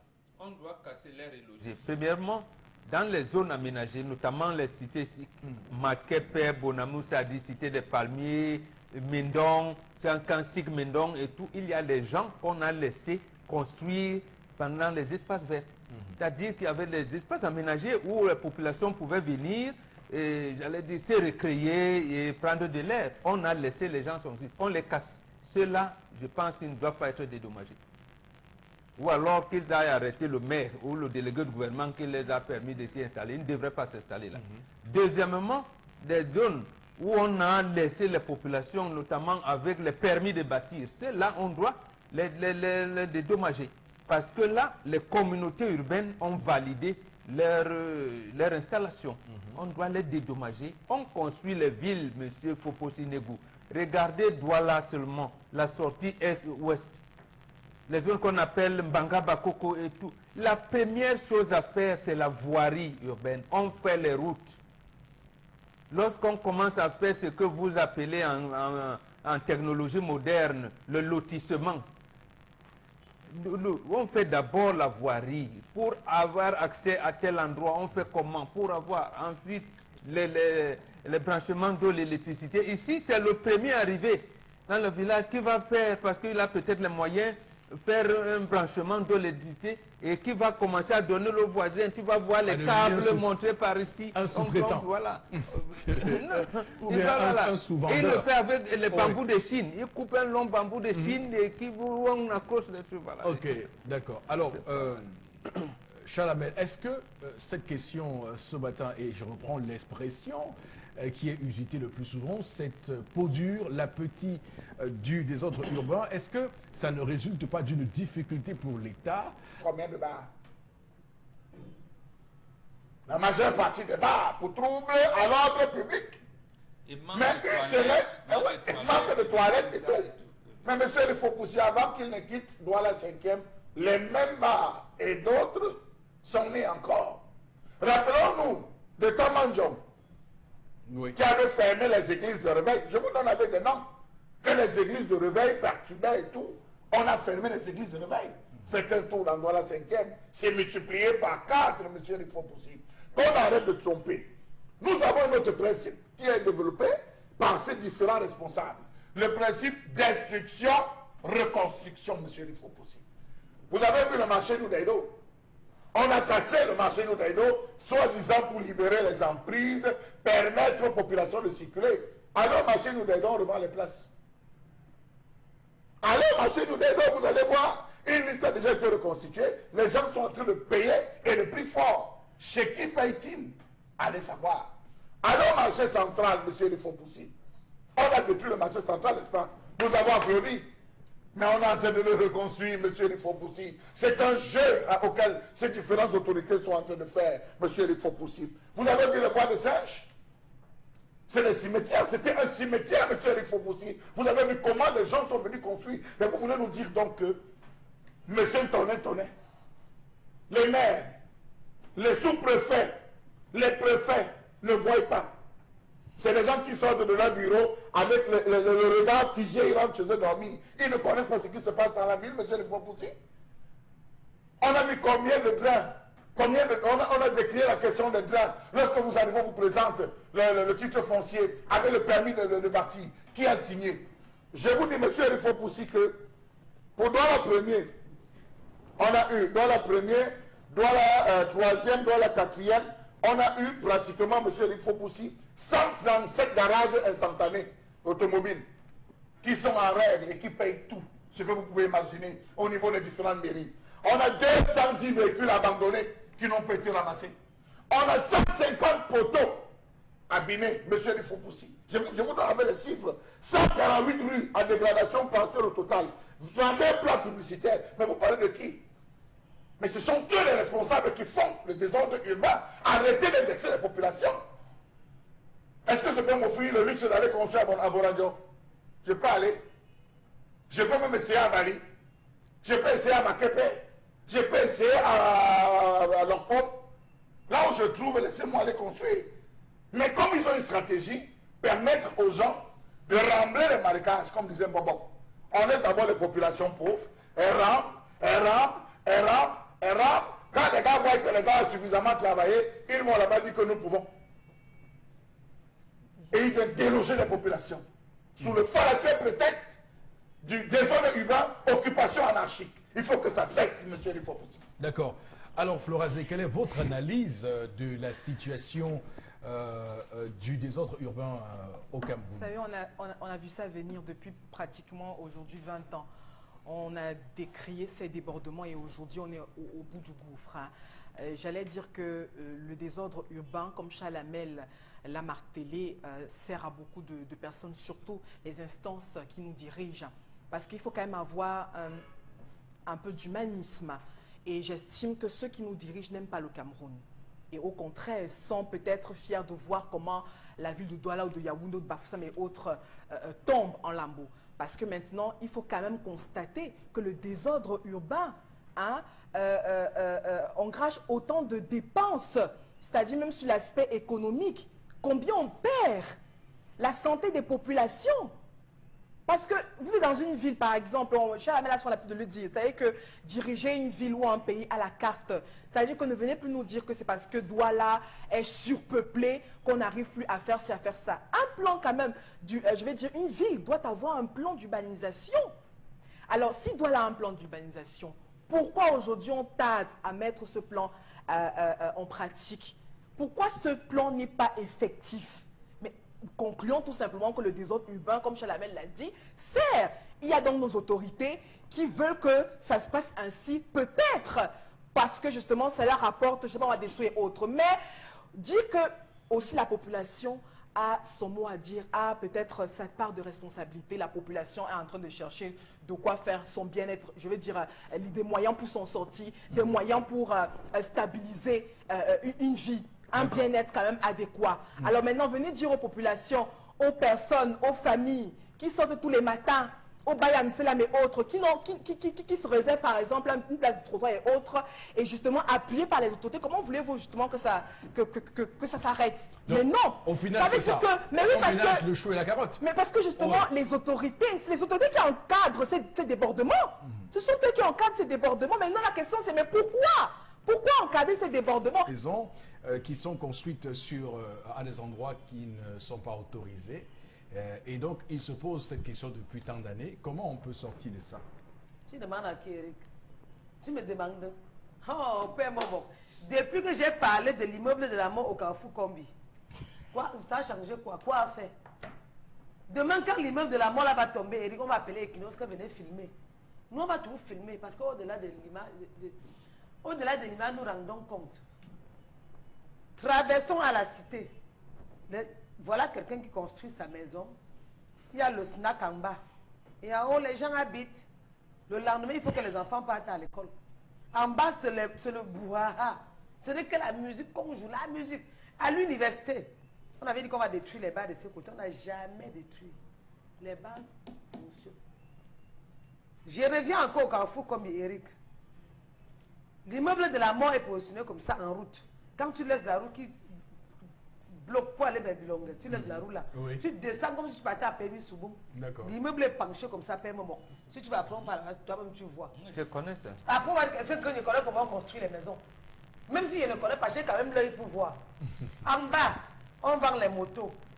En bas encore, toujours collé, donc toujours à l'immeuble de la mort. Il y a un grand bar, une maman qui vend le riz avec la sauce blanche. Les gens s'alignent là-bas. Donc si l'immeuble tombe, vous allez entendre qu'il y a catastrophe à droite. Absolument. Pour finir, même, je ne sais même plus ce qu'elle veut dire, Eric. D'accord. Les maisons où... il faut casser. Non. Moi, je n'ai pas dit qu'on casse, mais il faut construire ce maison. Parce qu'on a dit que quand il y a dit qu'on casse les maisons des gens. Ils vont aller dire que l'homme de bouche. Hein? Tu as dit qu'on nous casse. Pourquoi tu as dit qu'on nous casse? Mon problème, c'est que vous, si un Camerounais meurt, c'est moi qui paie. Tu comprends, non, Eric? Donc, quand vous avez un problème, ça me ronge. Délivrez-moi aussi. D'accord. Libérez-moi. C'est bon. Tu loues une maison où, en bas, il y a l'église. À partir de 2 heures qu'on prie, on te dit que c'est le veillée de prière. À côté, les enfants vont aller à l'école demain. Imagine si un enfant peut être intelligent. Il va seulement réussir à l'école, commencer à chanter seulement. Jésus, Dieu des miracles. L'enfant parle quoi pour apprendre? À 2 heures, tu entends seulement. Yahweh, Dieu des miracles. Tendance, c'est bon. De qui c'est mon temps? Voilà. Donc, on va clairement attendre également vos réactions sur la page Facebook de l'émission. Comment vous jugez la situation du désordre urbain au Cameroun? Madame, messieurs, sur ce, on met un terme à cette première partie de l'émission. Nous sommes de retour dans un court instant. Voilà, monsieur, sur le plateau du 10-12, le Zénith. Et pour cette deuxième partie, je rappelle que nous sommes le lundi 3 septembre 2018 et que c'est la rentrée scolaire et qu'à l'occasion, nous souhaitons une bonne rentrée scolaire à tous les parents aussi qui se battent comme un beau diable pour que ces enfants puissent voilà, acquérir des connaissances et qu'en fin d'année, ils puissent réussir aux différents challenges scolaires qui leur seront opposés. Et donc pour cette deuxième partie, on va avec vous, Flora, se rendre sur la page Facebook de l'émission pour y extirper, entre guillemets, excusez-moi le terme, quelques réactions. Quelques réactions. Idric, Ludovic, Awanda réagit. Les parents doivent envoyer les enfants le premier jour de la rentrée scolaire, car il y a certains enseignants qui dispensent leurs cours ce jour. Donc l'enfant peut recopier un cours autre que celui dispensé. Chaque élève dans une classe a son cours propre à lui. Donc de nos jours, nous avons cessé d'ingénieurs, enfin, non, on sent. Une autre réaction d'Arnold Fongen qui dit que les années se suivent mais ne se ressemblent pas. Donc, par rapport à l'histoire du jour, il est d'accord qu'il faut commencer dès le premier jour. Une autre réaction de Daniel Fabiola Tsonan qui réagit ce matin. Et puis elle dit dans un lycée de la place, il y a une terrible situation qui s'est déroulée la semaine dernière avec un proviseur qui a fait passer des élèves ayant une moyenne de 9,50, 9,99 au rattrapage. Et puis après cela, les candidats de la totalité de ces enfants ont été rejetés pour échec. Donc maintenant on demande 60 000 francs à Satan pour envoyer les enfants en classe. Est-ce que c'est autorisé, s'interroge-t-elle? Est-ce légal? Donc elle s'interroge. Donc les parents sont alarmés par cette situation dans ce dit lycée. Envoyer les enfants en quelle classe? Elle n'a pas oui, précisé. il est permis aux proviseurs de procéder à des rattrapages si c'est nécessaire. Ce n'est pas interdit de toutes les manières. C'est pour les examens, peut-être les examens officiels. Non, il a dit en classe supérieure. Oui, c'est sûr que ça doit être en classe. Et Il demande les demande alors. C'est ceux qui ont échoué, peut-être au BPC. On dit qu'on envoie en seconde, vous aurez le temps de composer. Je pense que c'est de ça. Bon. Alors, autre réaction ce matin par rapport à la colère. Hein, ça profite à ceux qui s'en sortent des ordres urbains, nous dit Noël Amérital, dans cette cacophonie, donc tout pour bloquer et ensuite insister sur les plans d'urgence. Quand vous avez un enfant qu'on pourchasse dans la rue, un enfant qui vend, je ne sais pas moi, l'eau de 50 et qu'on pourchasse dans la rue pour payer 100 francs. Sur l'impôt libératoire, on lui demande de payer son ticket 100 francs. Vous pensez que cet enfant n'aura pas le droit de rester sur la chaussée et de dire que c'est son territoire et qu'il devra vendre? D'accord. Donc on va parvenir à la conclusion laquelle ce désordre urbain est entretenu par certains dirigeants des villes qui bénéficient clairement des rentes et des substances issues de ce désordre-là, de l'argent qu'ils recueillent ici et là, parce qu'évidemment, tant qu'il y a des ordres, ils ont la possibilité de se faire un peu d'argent quelque part. Oui. Les autorités administratives et les mairies, ils sont de pas, parce que les autorités administratives s'occupent des emprises de la ville. Oui. Quand ils se rendent compte que le préfet, lui qui est le patron des mairies, c'est lui qui encadre les sessions comment vous appelez ça, des conseils municipaux. Lui, il a mangé. Le sous-préfet va voir comment. Donc, en fait, ils vont trouver moyen, à côté de tel marché, bon, on peut faire un garage ici, on peut laisser tel positionner. C'est comme ça que ça se passe. Et même les autorités municipales, comme vous dites, et Chalamel a pris un exemple qui, à mon sens, résume assez bien la situation. Comment se fait-il que vous découvrez sur les bâtisses des Croix de Saint-André un jour et un autre jour, vous ne voyez plus rien? Absolument. Donc il n'y a qu'une seule hypothèse. Soit on s'est rendu compte que le danger n'est pas écarté. C'est ça que vous dites. C'est-à-dire le danger pour lequel on vous demande de démolir est encore là. Mais on vous permet de... Ça veut dire simplement que le monsieur est allé là où il faut. Il a bien parlé. Il a bien parlé, comme on dit au Cameroun. Avant de mettre, on vous dit que vous faites comment? Oui. Vous parlez maintenant ou après? Vous dites non, je préfère parler après. On dit bon, on met d'abord en attendant. Non, personne ne dit jamais ça. Il ne dit pas que non. Il espère que... Non, puisqu'il se connaît, c'est ça le truc. C'est-à-dire, on sait, quand tu es en difficulté, on dit maintenant c'est bon ou après. Après. Tu dis que non, comme j'ai pris la banque là, après bon voyage, le conteneur qui va venir bientôt, bon, ça me permet de voir, bon, on va se voir après. Quand vous demandez un moratoire, vous refusez le moratoire. Non, on met d'abord. On met d'abord. On dit que j'ai pris. Mais ceux qui ont mis, ils vous voient construire. Oui. Mettre même les carreaux. Tout. Après, on vous dit, mais le après là, c'est quand on dit que non, c'est bon, j'arrive. On te dit que tu vas venir quand? On t'attend tel jour, c'est nous qui allons te guider. Ils ont des bureaux là où on va te faire entrer. Monsieur Eric Fopou, si vous avez vu les dernières pluies, vous avez vu ce que ça veut faire à Longbessou. Ça veut inonder, ça veut traverser, ça le deuxième, troisième niveau de l'étage. Ça submerger des maisons. À Longbessou, oui. Vous voulez dire que personne n'a vu là? On n'a pas vu ce qui se passait là-bas, monsieur Eric Fopou, qu'on arrête ça. Ils sont complices, ces autorités. Et je crois qu'il est temps que les masques commencent à tomber dans ce pays, monsieur le proposé. Et ce que vous dites est tellement vrai que connaissant la soif que certaines personnes dans ce pays ont pour l'argent, comme on pourrait parler de soif d'argent, vous imaginez mal qu'un monsieur se soit abstenu d'aller à Lorbeau-Sous demander que, bah, écoutez, pour continuer là, il faut parler, il faut bien parler. Voilà. C'est pour cette raison que Madame la ministre actuelle, Kouma Bessike, des domaines et affaires foncières, a dit qu'il y a au moins 13 000 faux titres fonciers à Douala. Alors, ce qu'il faut dire, c'est aussi que... Et le président de la commission de délivrance des titres fonciers était le sous-préfet. Voilà. Monsieur le proposé. Charles, j'aimerais surtout faire un petit un coup de gueule ce matin. C'est important qu'on fasse ce coup de gueule. Tout cela, c'est un chantage aux populations qui ne dit pas son nom. C'est tout. Oui. Voilà le Vous mot. ouvrez votre petite échoppe en bordure de route. Chaque mois, on vous menace de détruire. Donc, chaque mois, il y a une rente mensuelle. Vous concédez un peu d'argent, on vous laisse tranquille. Avec ça, je vous assure qu'on parlera de ce sujet. Vous avez vu, pendant longtemps. monsieur Rifopoussi, la communauté urbaine avait fait des kiosques qu'il fallait acheter à 250 000 francs CFA. Oui. Pour occuper la voie publique, Absolument. Pour installer. Un bon matin, c'est la même commune qui me dit que c'est trop reculé vers la route. Il faut que vous rentrez. On a cassé pour beaucoup. Monsieur Rifopoussi, 400 des 1218 hectares du domaine aéroportuaire est occupé. Oui. 400 des 1218 hectares du domaine aéroportuaire est occupé par 130 000 familles. 130 000 Allez à Newton Aéroport. Est-ce que le délégué ne voit pas le vol? C'était- Est-ce que le délégué ne voit? Quand vous voyagez, mais vous décollez à l'aéroport, bonne tendance le sait. Quand vous regardez, vous voyez les maisons. Des deux côtés, maintenant, monsieur le proposé. C'est horrible. Comment est-ce qu'il s'installe là-bas? Tous ces autorités qui sont ne voient pas.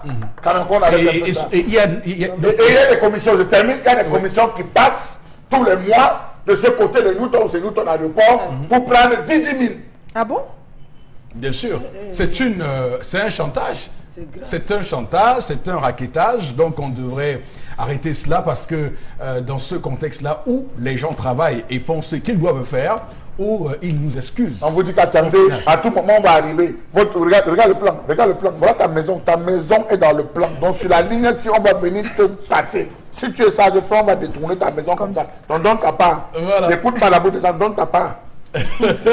Et si vous faites mine d'être Ça, c'est un expert du vous droit voyez, et une personne qui maîtrise les textes, Mais oui, bah, bien écoutez, hein, on vous lynchera. Donc là, vous savez que vous avez mal. Vous-même, vous êtes conscient que vous avez conçu. On va avoir. Donc vous n'avez que le choix. Non, vous avez des gens qui font la mauvaise foi et qui vous expliquent que non, pour faire ci, pour faire ça, pas besoin de payer ci, ça. Si vous voulez détruire, détruisez.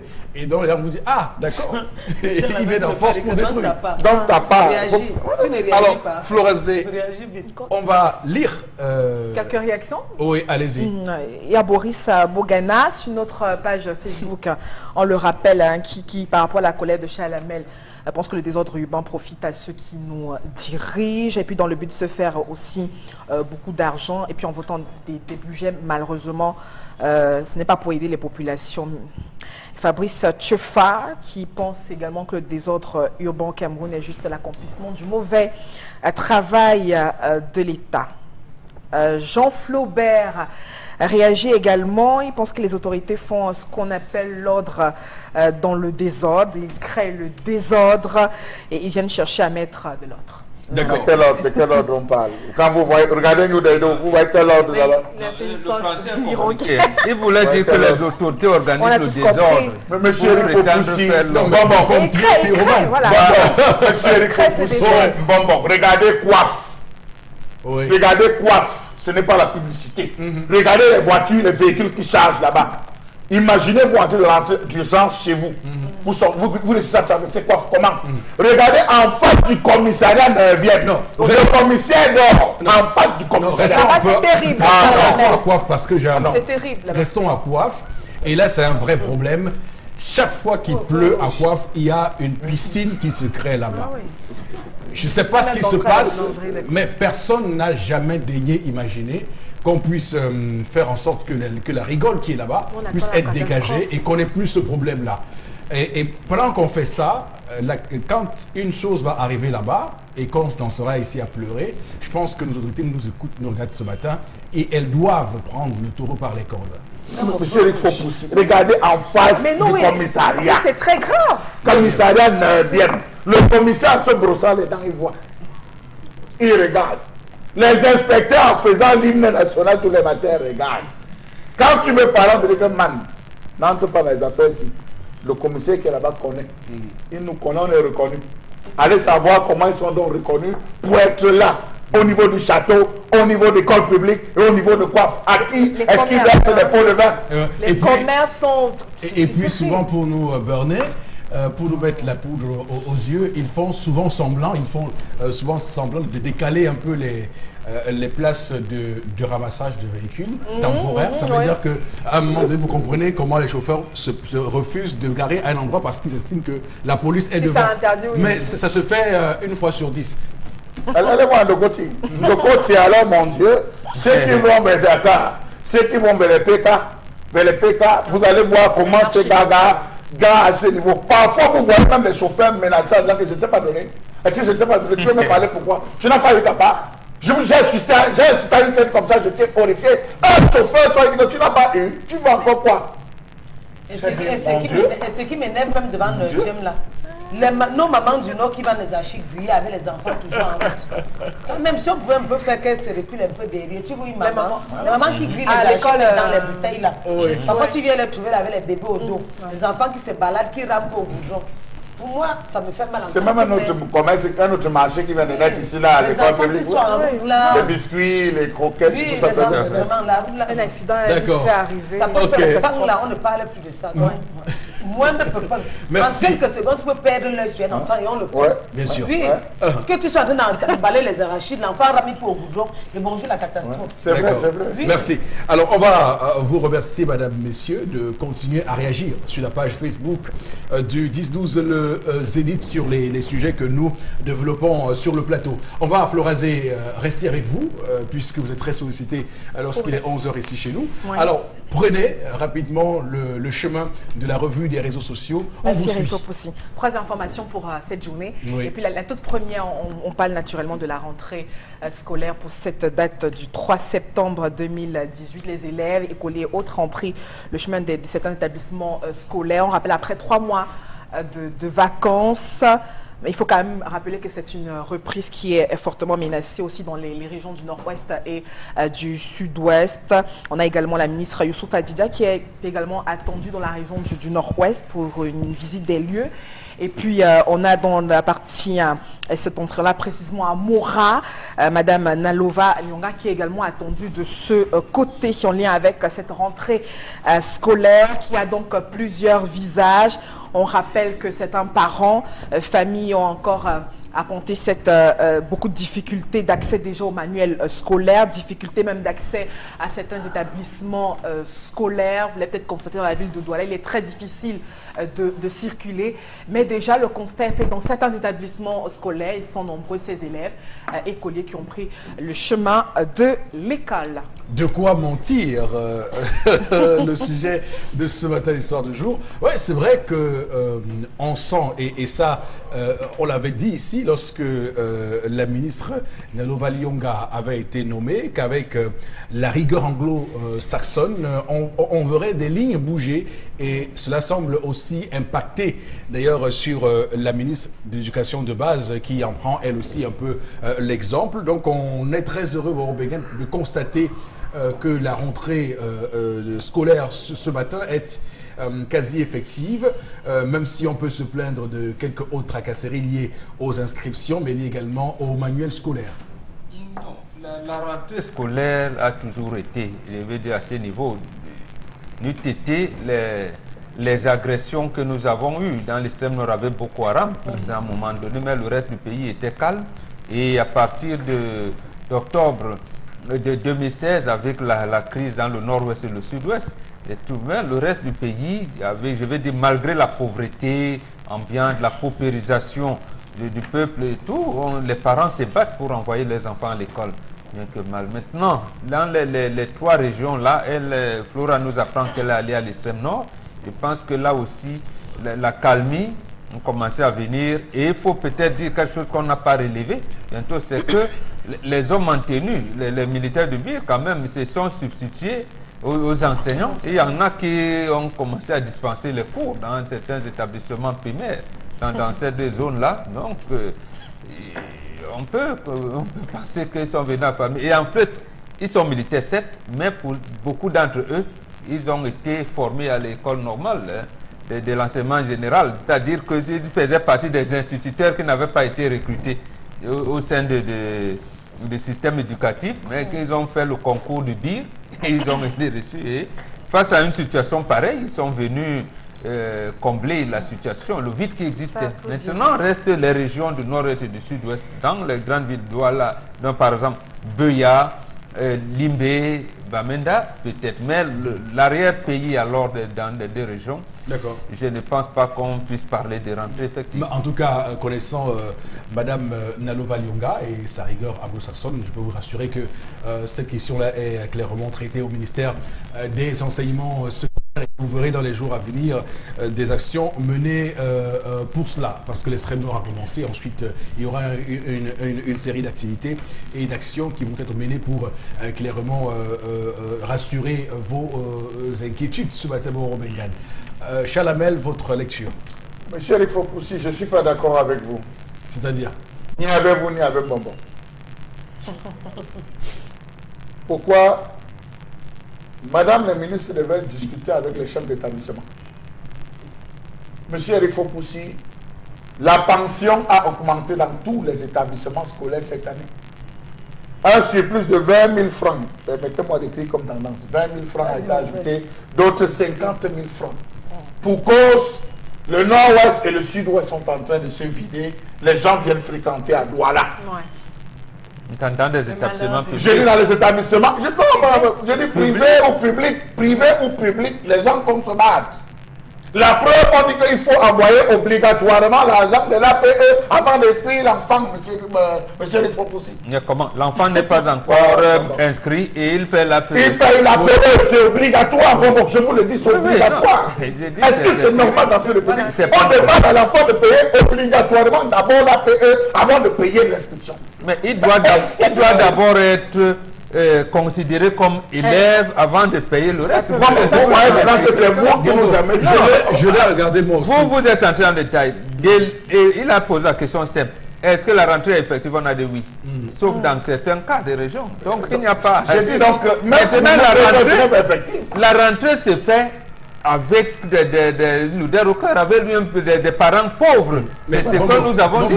Sauf que Chalamel estime que la rentrée n'est pas effective parce qu'il y a beaucoup de problèmes. Donc c'est question d'un peu, et justement j'ai regardé un reportage. Mais il n'y a pas de livre, il y a des problèmes d'APE, mais les enfants sont à l'école. Il y a quelques jours, et il y a des parents qui se plaignaient qu'on leur a exigé d'abord les frais d'APE avant qu'ils n'inscrivent les enfants. J'ai regardé ce reportage et j'étais horrifié par rapport à ça. Mais les gens se sont plaints, on a dit qu'à Yaoundé, les portes du ministère ne sont pas fermées, allez vous plaindre à Yaoundé. Voilà les réactions qu'on donne aux parents. Allez, monsieur le Fopoussi, je vais vous dire, les livres de champions, ou les nouveaux champions, ou les majors, je ne sais pas moi quoi, ne seront disponibles que le 30 septembre. Pour le CPE, je parle du primaire, le CPE et le CE1. Dans le cours élémentaire et le CP. Comment un enfant va démarrer la rentrée sans livre? Mathématiques, il n'y a pas. Mais posons-nous les bonnes questions, monsieur le Fopoussi. La bande Bouddhaïs sont en train de tuer l'école, monsieur le Fopoussi. Non, permettez-moi de vous le dire, parce qu'ils avaient rassuré que le 15, on devait avoir tous les livres, les manuels scolaires. Faites le tour, il n'y a pas de livres. Et non seulement ça, monsieur le Fopoussi, vous avez cette affaire où on dit, c'est la première semaine. La semaine prochaine, je vous le dis parce que j'étais dans l'établissement scolaire ce matin. Dans cet établissement, on dit qu'on vous admet seulement pour montrer que la rentrée est effective. La semaine prochaine, on va commencer à chasser ceux qui n'ont pas payé la PE et qui ne sont pas inscrits. Vous mettre la pression, hein, ça. Donc il y a rentrée effective. il expliquait, nous on a parlé des parents qui envoient les enfants à l'école dans des conditions difficiles. Mais lui, il est venu avec les détails. Il n'a pas contredit ce qu'on a dit. Non, bon, en tout cas, c'est que Charles Hamel, je crois que Charles Hamel a voulu passer un message. Et ce message-là, on l'a bien compris. Pour vous, il y a eu clairement une volonté de manipuler l'opinion et de montrer qu'il y a effectivement rentré. Et pourtant, il n'y a rien à réunir pour que les élèves prennent les coups parce qu'il n'y a pas de livre. Il n'y a peut-être pas même d'enseignants déjà fixés sur son programme de cours. Il n'y a peut-être pas aussi, comme vous dites, les fournitures scolaires pour effectivement faire l'école aujourd'hui. Monsieur Rifopoussi, je vous prends un exemple simple et les parents nous regardent. Pour acheter un livre de 2000, vous dépensez 4000 de taxi. On vous a aidé. Vous cherchez à aider, il n'y a pas. On dit alors à quoi? Vous allez à quoi? On dit il n'y a pas. Alors assister le panier. Vous n'allez pas assister le panier, on dit que c'est celui qui a ça à quoi non? Charles Hamel, nous le disons ici. Peut-être même l'histoire du jour nous a amené à cela tout à l'heure. Ça veut dire la chose simple suivante. Les parents doivent commencer à dire non. Doivent apprendre à dire non. C'est aussi cela la citoyenneté. C'est-à-dire que ce manque d'esprit, d'équipe, fait que chacun veut régler à part. Comme on est habitué au bac-bac, on va dire, mais mon enfant, non, on doit dire non. Le livre, les miens n'ont pas, les miens n'ont pas de livre. Je ne vais pas aller les chercher dans toute la ville de Douala. Ils vont à l'école. Quand on les chasse, je vois. Mais quand on les chasse, je vois. Je vous ai dit un parent soucieux. Tout à l'heure dans l'histoire, je vous parlais de parents. Il n'y a pas de parents. C'est vous qui êtes les éditeurs, les imprimeurs de livres? Non. Et même ils savent qu'il n'en existe pas. Il faut attendre, il faut que les parents attendent qu'on chasse les enfants. Ils se constituent maintenant en collectif et aller là-bas. Écoutez, connaissant le Cameroun, ils le connaissent, moi les miens. Connaissant l'esprit des Camerounais, les miens, je n'ai pas de livre. Parce qu'il faut comprendre que personne ne veut que les personnes commencent par lui. Moi, les miens n'ont pas les livres. Là où ils n'en ont pas, ils sont à l'école. On les chasse parce qu'ils n'ont pas de livres. Là, on tendance. Oui, on les chasse. Tu m'as posé quelques questions, Eric. Sur la rentrée, pour toi, est-ce qu'elle est effective? On a vu les images là. Pour toi, c'est juste des élèves qu'on a rassemblés pour faire la photo et nous rassurer. C'est un peu comme c'était un one-man show. D'accord. Tu vois comment on fait le one-man show, non? On dit aux enfants que rassemblez-vous, on prend les photos, on publie sur les réseaux sociaux pour faire des commentaires. Flora, toi, me regarde bien. C'est un peu un one-man show là-bas, à moins que peut-être ne voit pas bien. C'est le one-man show, Eric. Selon toi, tu vois comment vous aussi tu me dis. C'est le one-man show. Donc c'est les photos qu'on a, c'est pas comme ça. On a besoin de bruit. Même cette salle de classe n'est pas réglementaire, c'est pas crépi. Regarde. Ce n'est pas crépi, c'est pas réglementaire. Comment ça, les enfants ne peuvent pas fréquenter là? À l'extrême nord, il n'y a même pas de salle de classe, c'est sous l'arbre. D'accord. Là-bas, il n'y a même pas d'école. Vous même regardez dans quel état les enfants sont à l'école. Quand même. D'accord. Soyez un peu sérieux. Mais je reste à vous dire que on ne pense pas une seule seconde que ce soit là l'esprit de Madame le ministre Nalova Lyonga, qui, comme je vous l'ai dit, est doté d'une rigueur anglo-saxonne. C'est une rigueur de bureau. Qui fait en sorte que la rentrée me semble beaucoup mieux engagée cette année que l'an dernier. C'est les rigueurs du bureau. Elle devait descendre au sud-ouest. Elle tue les gars avec les gars. Elle voit les enseignants. Elle discute. Elle va dans le nord-ouest. C'est ça, la rigueur du terrain. Qu'elle ne reste pas dans le bureau, qu'elle descend. On avait annoncé Eto, non? On avait annoncé Eto, que Eto devait être dans les régions là, à la rentrée scolaire. Non, et tout le même. Non, c'est que pour Eto n'est pas parti parce qu'il y avait encore trop de problèmes. Comme on a dit, il partait d'abord. Maintenant, parlant des sud-est, quand ils regardent les enfants qui n'ont même pas encore commencé l'école là-bas, ça me fait mal. J'ai dit, les enfants sont là, les parents ne savent même pas s'ils vont danser avec le pied gauche ou le pied droit. Du coup, je suis même traumatisé, Eric. Pendant que les autres vont aller à l'école, peut-être en ville, dans le sud-est, les autres ne vont pas partir. Et qui paie? D'accord, c'est bon. Nous perdons. On va attendre attentivement le 20h d'équinoxe ce soir, parce que nos reporters feront le tour des établissements scolaires pour voir si les cours ont effectivement été dispensés aujourd'hui. D'ailleurs, ils feront des témoignages à nos micros et devant nos caméras, face à nos caméras. Donc ça, rassurez-vous, madame, monsieur. Florazé, avec vous, on passe à l'autre information. Politique, Eric Fopoussi. Oui. La seconde information déjà pour ce week-end, et puis depuis peu des gens assistent à certains ralliements. On rappelle que cette fois-ci pour l'Éric, Kingé apporte son soutien à Maurice Kamto au terme justement des travaux et prenant en compte les avis, certaines contributions de différents partisans. Donc le candidat Maurice Kamto a été choisi à l'unanimité par le bureau national du MPCN pour être soutenu pendant l'élection du 7 octobre prochain.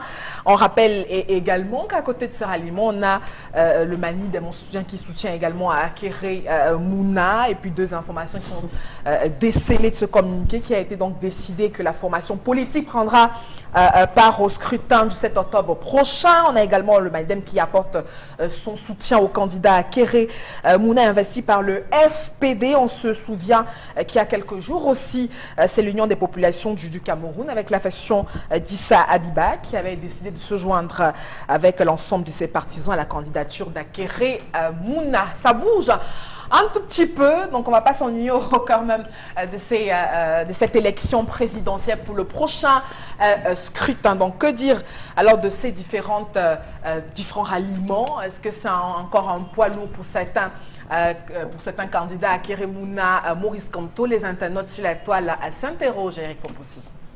Donc la valse des soutiens donc, se poursuit en vue de la présidentielle. Bon, Bengan, comment vous avez apprécié les récents événements du week-end concernant ces soutiens déclarés?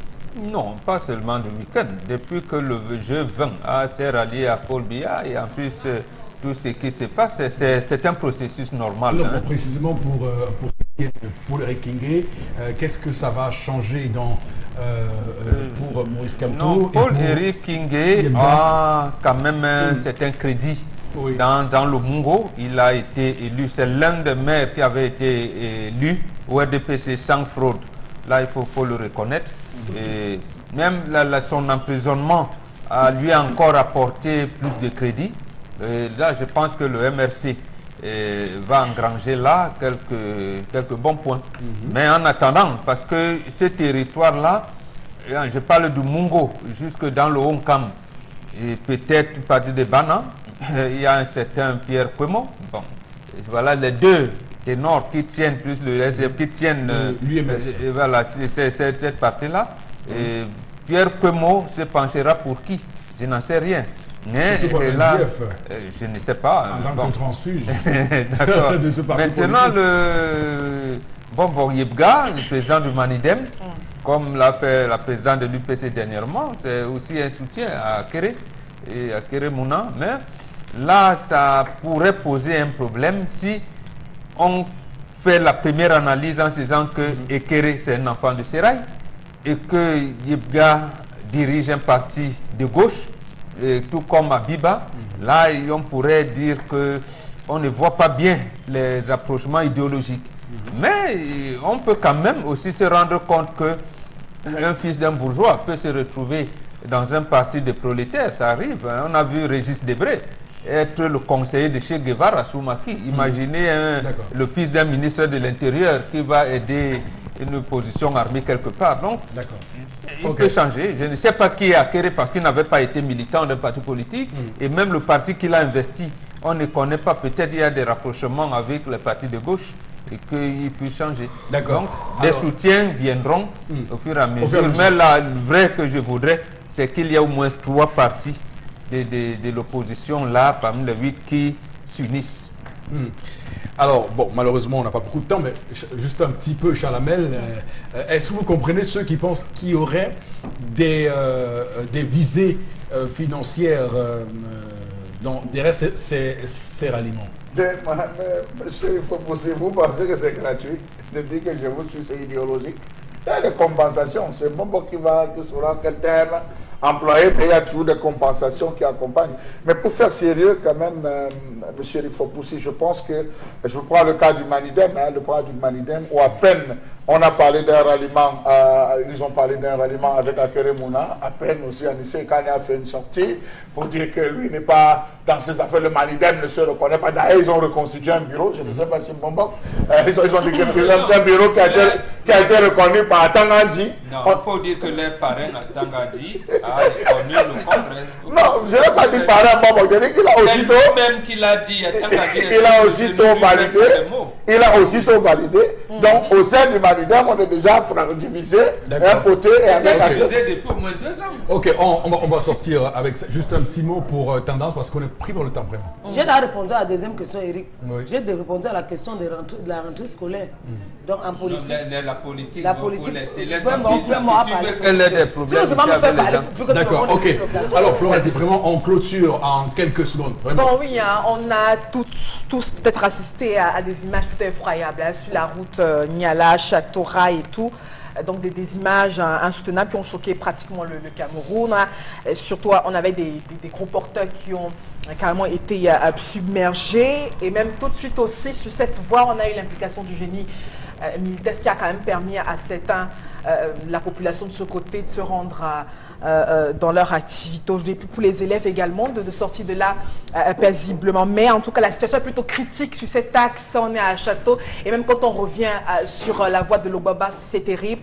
Les populations peinent à circuler. On se demande bien si un jour ça finira. D'accord. Alors, on bégagne la communauté urbaine qui a donc voilà, sollicité le génie militaire pour également gérer cette situation. C'est ce qu'il fallait faire? Non. Mais là, il faut gérer ce qui est là, ce qui est plus urgent. Et le génie militaire est venu pour parler, mais ce n'est pas ce qu'il fallait faire, bien entendu. Bien entendu. D'accord. Qu'est-ce qu'il fallait faire? Mais il fallait dès longtemps, quand on avait commencé avec 2 voies à partir de Niala jusqu'à Château, il fallait continuer avec les 2 voies jusqu'à Ndokoti. C'est ce qu'il fallait faire. C'est du ressort maintenant de la communauté humaine. Ce n'est plus des travaux publics. Lui-même, il ne dit rien. On vient faire tout le ballon, on ne dit rien. Je vais voir donc si, comment vous l'appelez, Betty Assomo. Comment il fait pour envoyer le génie militaire là? Bon, on ne sait pas. C'est le président de la République. D'abord, on ne vous a pas dit que c'est la communauté urbaine. Ou bien c'est Ndjoumessi qui a envoyé. C'est la communauté urbaine. D'ailleurs, ils ont expliqué qu'ils sont en train de mettre en place une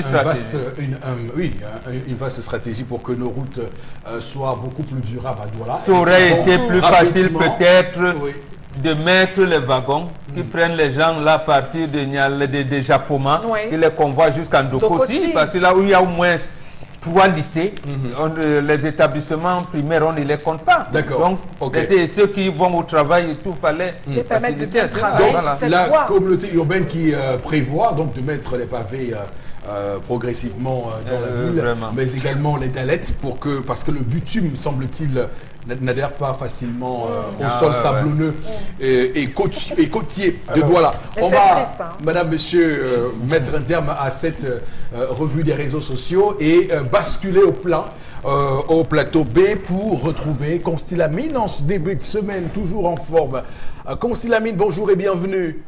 Oui, bonjour Eric. Nous allons commencer la vente de ce matin par les poêles Red Copper et Super Gant. Le temps bien sûr de permettre à tous nos téléspectateurs de vivre en images le spot qui présente et qui détaille ces 2 produits importants pour la maison.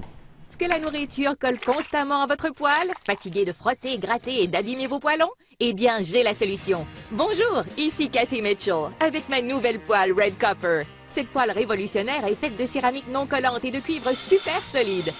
Garantie de rester sans égratignure, pas de rayures et pas de résidus collés. Elle est légère et extra résistante. Elle ne s'égratigne pas et elle ne s'effrite pas dans votre repas. Regardez, des biscuits trempés dans le sucre à la cannelle et glacés de caramel collant. Mettez au four. Red Copper va au four avec sa poignée qui résiste jusqu'à 500 degrés Fahrenheit et le tout glisse tout seul. Miam! Cuisine et santé. Des lanières de poulet presque sans gras et presque sans huile. Red Copper utilise un cuivre pur à 100%, si durable que vous pouvez couper du beefsteak et des oignons pour un sandwich au steak et fromage fondant. Rien ne colle. Battez-y les œufs sans bol à mélanger. Vous gagnerez du temps. La poêle Red Copper est sans PFOA ni PTFE. Elle est sécuritaire pour vous et votre famille. Flambez vos desserts, grillez du poisson ou faites cuire un poulet au parmesan. Tout glisse facilement. Même le sucre caramélisé ne colle pas. Versez sur des arachides pour une délicieuse gâterie. Vous aurez toujours une poêle propre. Fouetter, cuire, frire et même retourner. C'est vraiment la poêle la plus polyvalente sur le marché. Et en plus, elle va au lave-vaisselle. Voilà, mesdames, mesdemoiselles, messieurs, une fois de plus, bonjour et bienvenue à tous les nombreux téléspectateurs et surtout à tous les fans du concept Salaka qui vous interpellent encore ce matin. Il est question bien sûr de parler poêle, de parler bien sûr super gants, parce que c'est important de les avoir à la maison. La rentrée scolaire a commencé, les enfants ont besoin de prendre un petit déjeuner copieux le matin. Ah ben oui, avec quoi est-ce qu'on devrait faire les œufs des enfants? C'est avec cette magnifique poêle Red Copper, la poêle de qualité supérieure, la poêle révolutionnaire. Elle est solide, elle est durable, elle est nyanga, elle est ndolé, elle est tellement stylée qu'elle donne l'envie de faire des omelettes. Elle donne également l'envie de faire des crêpes, de faire également des gâteaux. Ah ben oui, et bien entendu ceux qui aiment le poisson à la poêle, ah ben oui, ah ben oui, ah ben oui. C'est donc l'occasion plus que jamais de commander dès à présent votre poêle Red Copper au prix bien sûr de 14 000, je dis bien 14 000 francs. Une magnifique poêle neuve dans son emballage avec garantie. Je rappelle qu'elle est solide, elle est durable, elle est élégante, elle est stylée. Elle ne coûte que la somme de 14 000 francs seulement. Plus besoin d'acheter n'importe quoi, plus besoin d'acheter des poêles déjà utilisées. Optez pour la qualité, optez pour l'originalité, optez pour les poêles Red Copper. Ah ben oui, nos amis de Kumba, de Tiko de Moutengene, dont anyone today must commander this poêle. Now some fine way. When you make your pancake for you, when you make your fish, you make your omelette, you go fine sauté. Donc any man today must commander this poêle. Then they call them say Red Copper. Now some fine friend, Zali, Broadway, you have a fine plenty. Now only for 14 000 francs. When you call just now, then go sell them for you. For that, ça for magasin 1001 tapis. À côté bien sûr de la poêle Red Copper, on parle également de cette magnifique paire de gants, super gants. Vous l'avez donc bien entendu à 5 000, une paire de gants de qualité supérieure qui nous protège contre les brûlures à la cuisine. Vous l'avez donc à 5 000, cette magnifique paire de gants du côté bien sûr du magasin 1001 tapis. La cerise sur le gâteau c'est quoi? L'ensemble, bien entendu, vous le savez déjà, je vous le rappelle, l'ensemble de la poêle et de la paire de gants, vous l'avez bien entendu à 16 500 francs, cette magnifique poêle et cette grande paire de gants, vous l'avez donc à 16 500, du côté bien sûr du magasin 1001 tapis. Je rappelle, l'ensemble de la poêle et bien sûr de votre paire de gants, vous l'avez à 16 500 francs, du côté bien sûr du magasin 1001 tapis, qui est situé en plein cœur d'Aqua, en face du palais d'Ika. N'oubliez surtout pas, acheter la qualité c'est bien, mais acheter au magasin 1001 tapis c'est encore mieux, avec le concept Salaka qui vous permet d'acheter la poêle et les gants à 16 500 francs seulement. Et n'oubliez pas, la livraison se fait dans tout le Cameroun et hors du Cameroun grâce à nos différents partenaires qui nous assurent une livraison de qualité supérieure. D'accord, très bien, merci beaucoup. Constille Amine, madame, messieurs, on va poursuivre cette émission ce matin avec interpellation.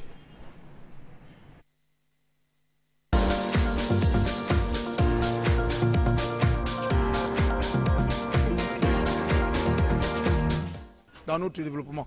Ce qu'il y a, certains travaux qui ne sont même pas achevés. Hein? Ce qui concerne là alors le gouvernement en question. Je ne sais pas ce que je dis. Donc automatiquement les travaux qu'on commence, on n'achève pas, on part de gauche à droite. Ou un peu non. Les routes désenclavées, un peu tout. Or que si normalement on se mettait au travail. On commence, on termine. On devait être dans la logique des choses. Vous comprenez un peu. Puisque les stades même ne sont pas achevés et sont dans ses débuts. Je ne sais pas si on va arriver un jour. La mentalité ne change pas. C'est la même mentalité. Vous comprenez un peu là. Et aussi nos hommes politiques m'énervent. Parce qu'ils passent le temps à faire comme il y aura changement, alors qu'il n'y a pas de changement. Vous comprenez? Donc chacun raconte de n'importe quoi. Et il raconte de ce qu'ils ne peuvent pas faire. Les choses irréalisables. Vous comprenez un peu? C'est ça qu'il est en temps normal. Il faut que les hommes eux-mêmes apprennent à changer. Parce que même les hommes politiques là, qui passent le temps à dire que l'eau et ceci, cela, ne savent pas ce qu'ils racontent. Parce que personne ne peut changer la situation. Pas tous ceux qui racontent que je suis opposant, il n'y a pas d'opposition au Cameroun. Tout ça, c'est la mendicité, c'est le ventre. Pas tout ce que ces gens racontent. Je ne vois rien à tout ce qu'ils racontent là. Vous comprenez un peu? Donc l'homme camerounais lui-même est le résultat de ces problèmes. Donc nous-mêmes, nous allons changer notre propre pays.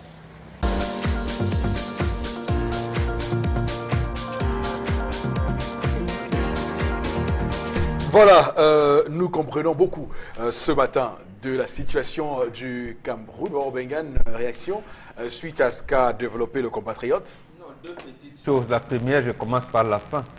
comment vous pouvez imaginer qu'un homme ne va rien changer si vous ne lui avez pas donné le pouvoir pour qu'il essaie de voir s'il va changer ou pas? Vous ne pouvez pas, ça, c'est des suppositions. Deuxième chose, effectivement, j'ai vu un journal ce matin titre que le chef de l'État est en train de remplir ses conditions, notamment au niveau des infrastructures routières. Dans tous les 10 régions, il y a un vaste programme de routes qui est en train d'être achevé.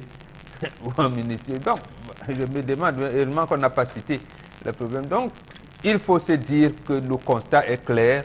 Nous sommes dans un pays où la paupérisation fait rage, où le citoyen est abandonné. Je comprends la désolation de compatriotes. Nous sommes tous dans le même bateau qui est en train de chavirer. Mais c'est à nous de tenir le bateau pour qu'il ne chavire pas. Merci beaucoup pour cette interpellation ce matin, madame, monsieur. Voici la suite du Zénith. C'est la rentrée. Souriez, soyez motivés. Effectuez vos achats de 10 000 francs CFA minimum chez nos partenaires. Du 20 août au 19 septembre à Yaoundé et du 16 août au 19 septembre à Douala, participez au tirage au sort et tentez de gagner les lots juniors et les lots étudiants. Le principe est simple. Récupérez votre reçu de caisse, inscrivez au verso la classe de votre enfant plus votre numéro de téléphone et déposez votre reçu dans l'urne que vous trouverez dans le point de vente. Shopping List, your marketplace.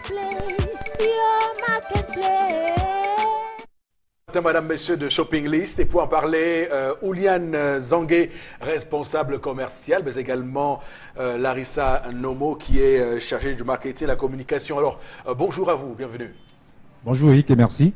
Alors, c'est quoi Shopping List? Shopping List, c'est une place de marché en mode offline to online. Et déjà, je tiens à le rappeler, la première plateforme de e-commerce en mode offline en Afrique centrale. D'accord. Alors, elle vise à offrir au public camerounais les avantages du e-commerce, tout en maintenant les habitudes de consommation locales. Alors, l'autre particularité, les partenaires chez nous ont la libre gestion de leur boutique ainsi que leurs transactions financières. En 2 mots, voilà résumé le concept. Alors, clairement, qu'est-ce qu'il faut faire si on veut passer par Shopping List? On prend son téléphone, on paie notre... Qu'est-ce qu'on fait concrètement?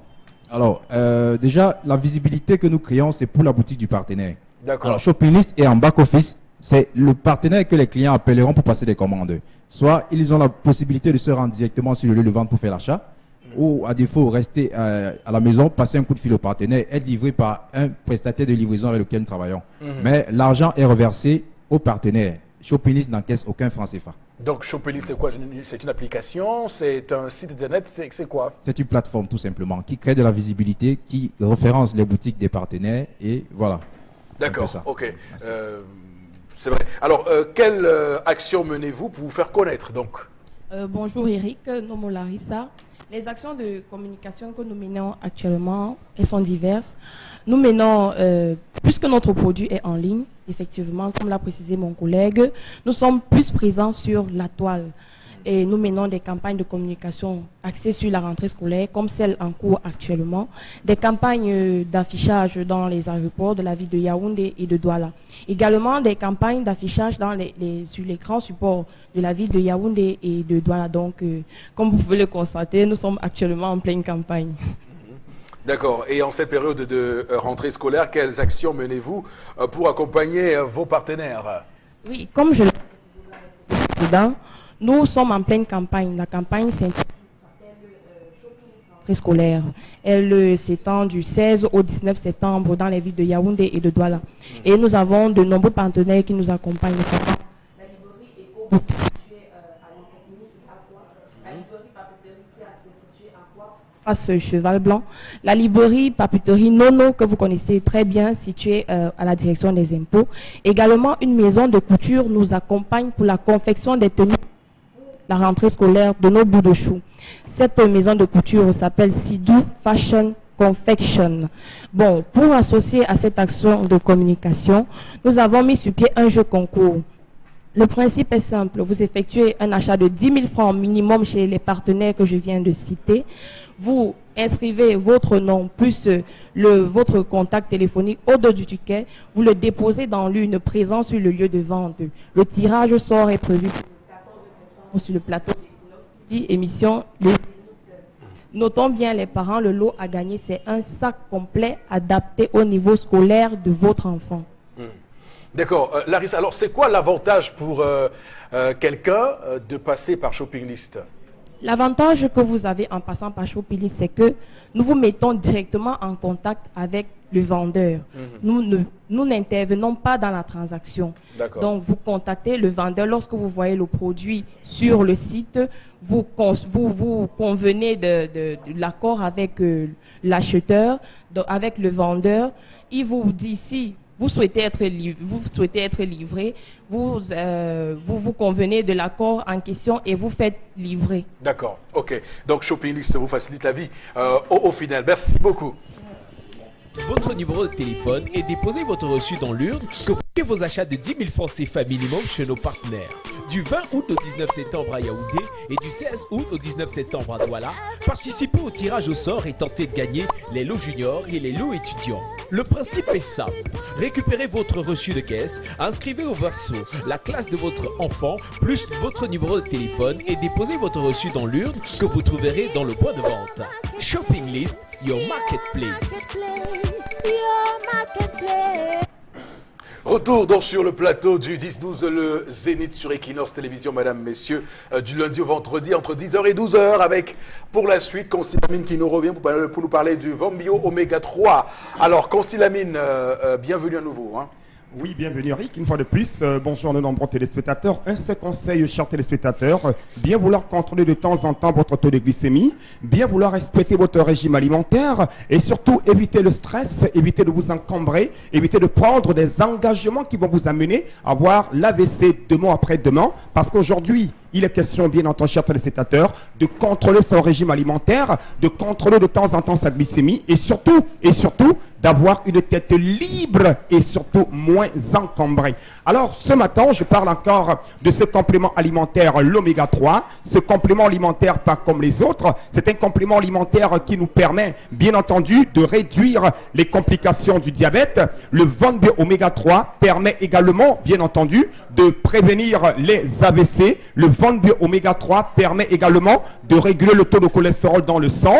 Le Vombio oméga 3 permet également, bien entendu, chers téléspectateurs, de réduire naturellement la pression artérielle. L'oméga 3 permet également, comme je l'ai si bien dit, de faciliter la guérison des inflammations. Il permet également d'assouplir nos articulations. Voilà donc quelques avantages liés à la consommation régulière de ce complément alimentaire, pas comme les autres. Il est d'origine américaine. Il vient tout droit des laboratoires Cedorex et il est commercialisé au Cameroun par le concept Salaka. Il ne coûte que la somme de 5 000 francs seulement, je dis bien 5 000 pour une boîte de 30 gélules, je dis bien 5 000 francs pour une boîte de 30 gélules et c'est une gélule par jour pendant le repas. Alors chers téléspectateurs, quel que soit vous êtes, vous avez un début de diabète, vous êtes déjà diabétique, vous avez déjà avoir l'AVC, votre tension ne cesse de se lever et bien entendu, n'oubliez surtout pas qu'en prenant régulièrement l'oméga 3, vous allez pouvoir être soulagé parce que le Vombio oméga 3